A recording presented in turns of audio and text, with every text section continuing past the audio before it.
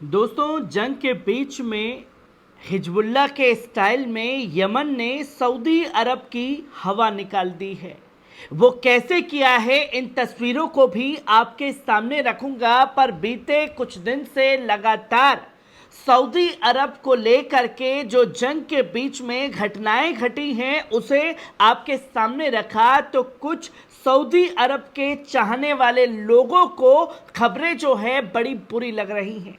कोई फोन करके धमकाने की कोशिश करता है, कोई किसी तरीके से ये बताने की कोशिश करता है कि आपको पता नहीं है कि सऊदी अरब क्या क्या कर रहा है फिलिस्तीन के लिए,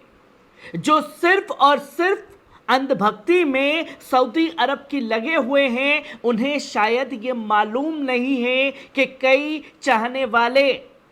सऊदी अरब में मौजूद हैं, कई दोस्त मेरे सऊदी अरब में मौजूद हैं, जो वो साफ तौर पर बताते हैं कि नदीम भाई, आज तक सऊदी अरब इजराइल का पूरी तरीके से बायकॉट नहीं कर पाया है, और जो इजरायली कंपनियां हैं वो अभी भी सऊदी अरब के अंदर काम कर रही है। बड़े बड़े रेस्टोरेंट सऊदी अरब के जो चल रहे हैं उसमें सऊदी अरब के लोग जा जाते हैं और वो बायकॉट नहीं कर पा रहे, क्योंकि वहां की हुकूमत ने उन कंपनियों को सऊदी अरब में बिजनेस करने से रोका ही नहीं है। जब हुकूमत ने नहीं रोका तो जनता क्या ही करेगी,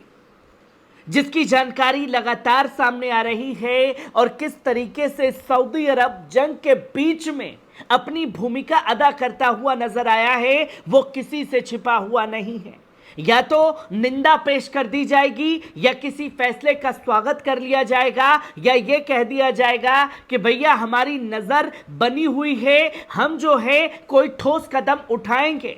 और सऊदी अरब का जंग के बीच में ठोस कदम यह होता है दोस्तों कि अगर यमन इजराइल के ऊपर मिसाइल ड्रोन दागता है तो उसके हमलों को नाकाम करने की कोशिश करता है और इजराइल का सुरक्षा कवच बन जाता है।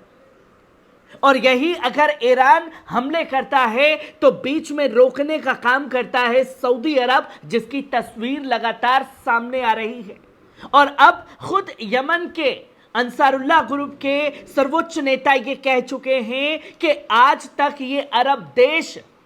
बायकॉट नहीं कर पाए हैं इजरायली कंपनियों का, ये क्या ही कदम उठाएंगे। और जब सऊदी अरब की तरफ से पूरी मनमानी चल रही है तो हिजबुल्लाह के स्टाइल में यमन ने सऊदी अरब की हवा टाइट कर दी है, जो कि आप साफ तौर पर स्क्रीन पर तस्वीरें देख रहे हैं। ये तस्वीरें हैं इंपॉर्टेंट बेस की, सऊदी अरब की,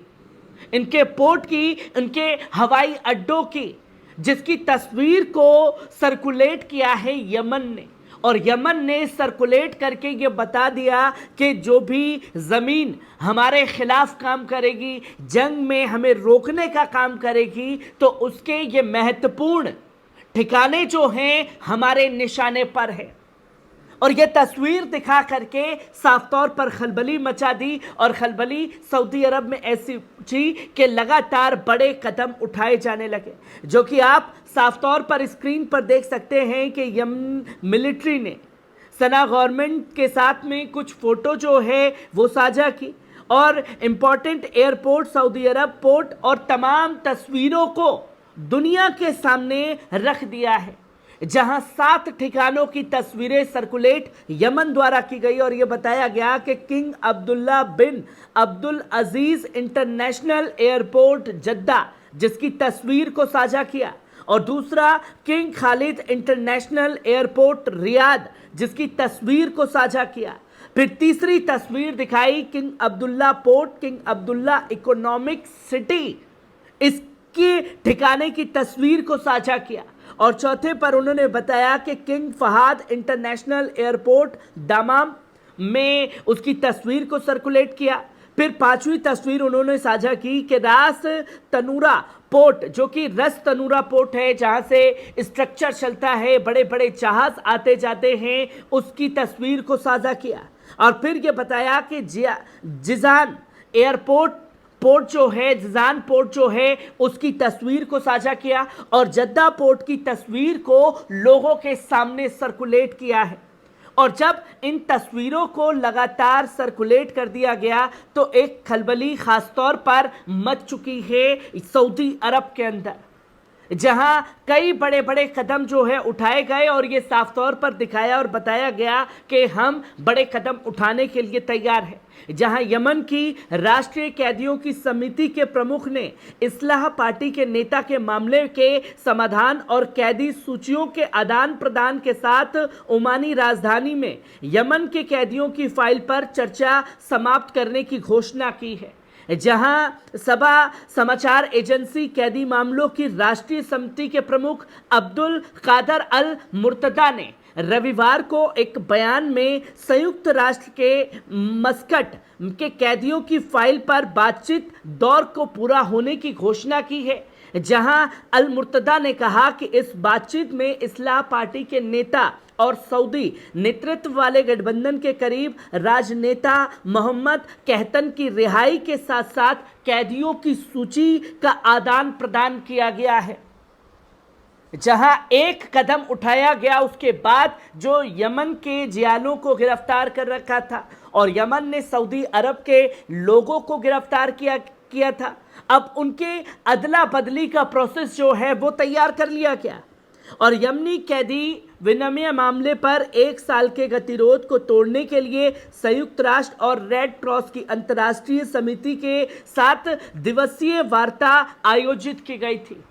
जहां यमन की राष्ट्रीय मुक्ति सरकार ने इस बात पर पुष्टि नहीं की कि कहतन मर चुका है या जीवित है। सऊदी नेतृत्व वाले गठबंधन के एक वार्ताकार ने, जो नाम नहीं बताना चाहते हैं, उन्होंने रॉयटर्स को साफ तौर पर बताया कि कहतन, जिसकी इस्लाह पार्टी सऊदी समर्थित सरकार की एक शक्तिशाली सदस्य है, उसको 2015 में अंसारुल्लाह द्वारा हिरासत में लिया गया था। और इसी के साथ साथ ये पहले बताया अल मुर्तदा द्वारा कहा गया कि कहतन मर गया है तो उसके शरीर को सरकारी कब्जे में 50 अंसारुल्लाह शवों के बदले में बदल दिया जाएगा और यदि ये जीवित है तो उसे इस्तीफा दे दी गई सरकार की हिरासत में 50 जीवित अंसारुल्लाह सदस्यों के अदले बदले कर दिया जाएगा, जो कि ये डील साफ तौर पर रखी गई। तो वहीं यमन द्वारा एक महत्वपूर्ण जानकारी भी दी गई, जो कि यह बताया गया कि सऊदी अरब में फंसे हज यात्रियों को लेकर यमनी एयरवेज का एक विमान शुक्रवार शाम सना अंतर्राष्ट्रीय हवाई अड्डे पर उतरा। ये आगमन उस महत्वपूर्ण गतिरोध के अंत का प्रतीक है जिसमें सऊदी अधिकारियों द्वारा लगाई गई बाधाओं के कारण तीर्थ यात्रियों को 1 सप्ताह में तमाम तरीके की फैसिलिटीज दी गई और अधिक देरी हुई। राजधानी में स्थित हुती गठबंधन वाली यमनी सरकार की तत्काल चेतावनियों के बाद वापसी हुई। हुती के राजनीतिक ब्यूरो के सदस्य मोहम्मद अल बुखैती ने कहा कि अगर यमनी हज यात्रियों को वापस नहीं किया गया होता तो सऊदी अरब के हवाई अड्डे इस समय बंद हो गए होते, जिसकी जानकारी साफ तौर पर दी गई और सऊदी समर्थित अंतर्राष्ट्रीय स्तर पर मान्यता प्राप्त यमनी सरकार द्वारा नियंत्रित राजधानी अदन हवाई अड्डे पर निर्वासित करने की सऊदी अरब को धमकी के बाद की गई है। जहां पिक्चर सर्कुलेट की गई तो सऊदी अरब को भी बड़ा कदम उठाना पड़ा यमन के लिए। और इस बीच यमन ने लाल सागर में जिस तरीके से झंडा गाड़ रखा है उसने पूरी दुनिया को हिला करके रख दिया है।